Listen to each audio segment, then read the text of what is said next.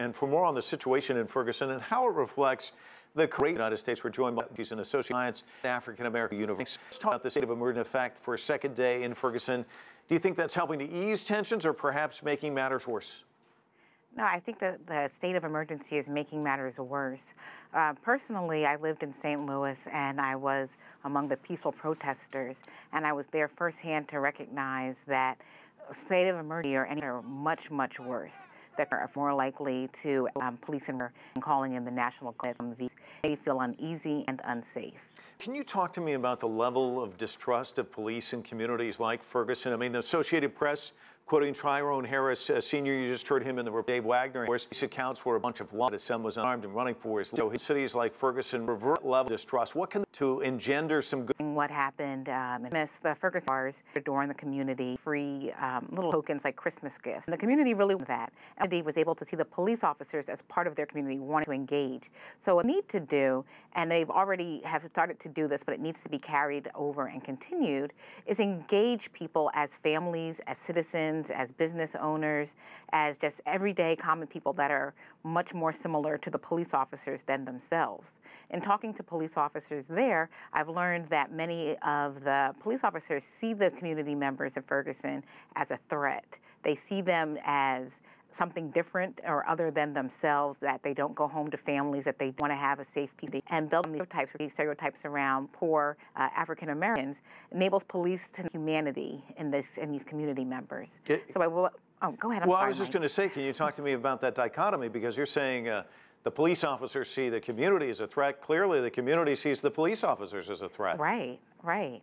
Yeah, so you're at a bypass here. And many of the police officers have said that they wish they would have had time to engage the community, but because they were forced to work many overtime hours, they weren't able to spend time with their own families, which enabled them to then see their job and the people that they were policing as something of a problem. The community, of course, right, see the police as a problem if they're only coming through and patrolling in cars, not getting to know people, not helping people. Also, it doesn't help that most of the police officers are writing very expensive tickets for people that we now know that the DOJ has said is happened much more frequently to African Americans, and the state of Missouri has changed their legislation to say that municipalities can no longer increase their revenue through overactive policing and ticket writing. But still, this is really recent events. So it's going to take some time for both the community and the police officers to see themselves as working for a common goal. It's been 50 years since the race riots in Los Angeles. There's been a lot written about that in recent days. A year since Michael Brown was shot and killed. It was back in 2008 when a senator from Illinois gave this impassioned speech on race in Philadelphia, A More Perfect Union, where he talked about black anger, white resentment. Later on the table, that senator, of course, is now the president of the United States. Yes. Did that speech move the country along? Is there more than doing now to get this conversation moving in the right direction?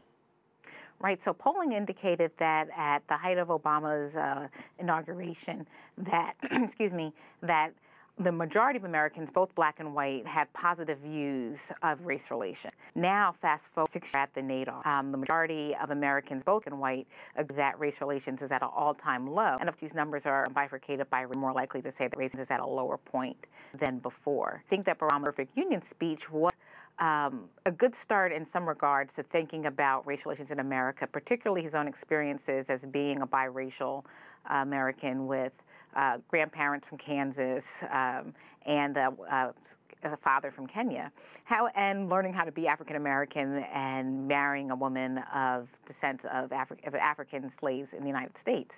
However, that was the end of the conversation, right? That there has been no kind of sustained conversations, whether initiated by the president or folks in his administration, to really talk about the structural institutional problems that are associated with racism as we know it today.